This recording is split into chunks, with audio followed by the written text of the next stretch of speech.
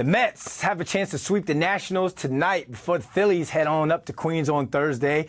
Every game counts in September, as you guys know. So let's talk Mets baseball with Mathias Altman-Kurosaki of Metsmerized Online.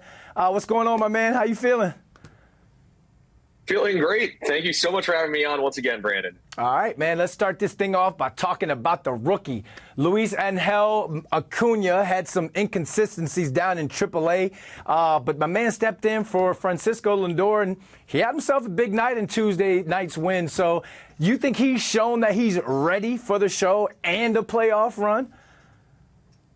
Well, obviously, it's a small sample size, only 10 at-bats, but he looks great so far, really. And I did have some concerns. He only had a 661 OPS in the minors this year in a very hitter-friendly league. But his swing, first of all, very similar to his brothers. Obviously, Ronald Acuña Jr., kind of a big billing to live up to, former MVP. But he has good range at shortstop, and I think he has decent enough pop. You know, he didn't make a ton of hard contact in the minors, but the hits he had yesterday, 109 miles per hour on the double, 103 miles per hour, and 414 feet on the home run. And like I said earlier, he's athletic enough to play shortstop. I think long-term, probably second baseman, considering Francisco Lindor is still on the team. But say they, for some reason, don't retain Jose Iglesias next year, then I could see Acuña being in the majors either as the everyday second baseman or as a super utility guy. All right, if he replaces Iglesias, he's got to come out with his own hit single. You know, that's only right. Let's talk about another guy, man, who had himself a big night the other night, Pete Alonso. And this is a guy that, remember, Mathias, people were riding him pretty hard early to mid-season because he wasn't living up to the hype. But he's been balling as of late. So you think it's safe to say that this team is only going to go as far as Polar Bear Pete will take them? Well, it really depends on how far they have to go without Lindor, but Alonso needs to step up and be the star of this offense, I think. And I do kind of believe that, yes, they will go as far as the Polar Bear takes them. You know, yes, he's 9 for 20 in his last 5 games, and his numbers with runners in scoring position, his average is up to 235 now, which it was around 200 to 210 most of the year. So he's definitely improving. He's an 863 OPS in the second half. But we're still waiting on him to have that big power surge that we know he's capable of.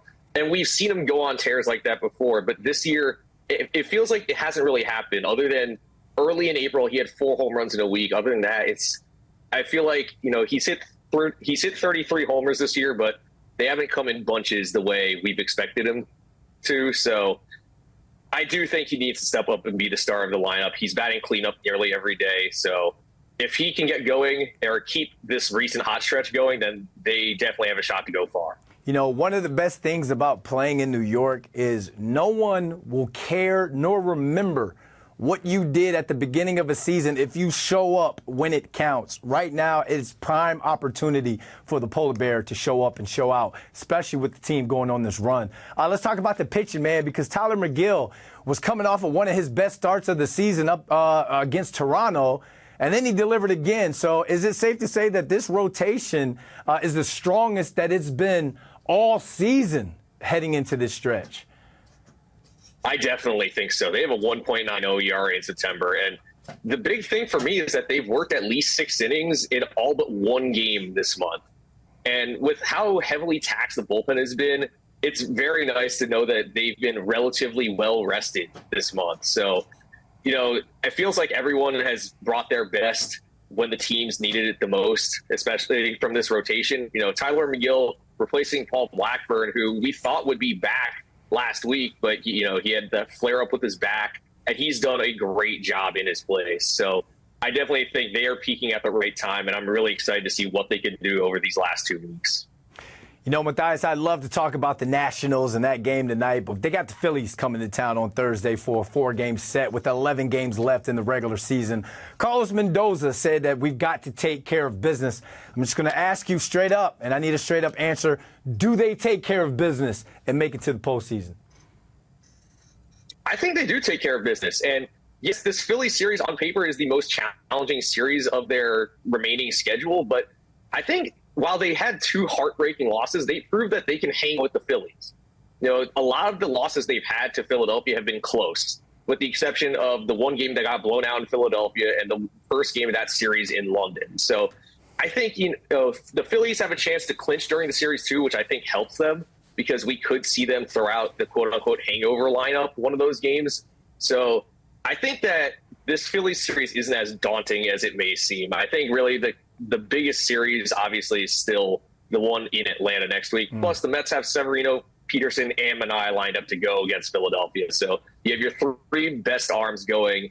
And, I think, like I said earlier, they can hang with the Phillies, and I'm expecting to see the best from them this week. All right, Mathias, tell the people where you take care of your business in terms of work-wise. Tell the people they can find you. Yeah, you can find me on Twitter at Mathias_A_K and on Instagram at Mathias_A_K0418. Damn, how the hell people supposed to remember all that underscore and carry the 2 around the 1? All right, man, I'm just joking with you, bro. Thanks for hopping on with us. Thank you, Brandon.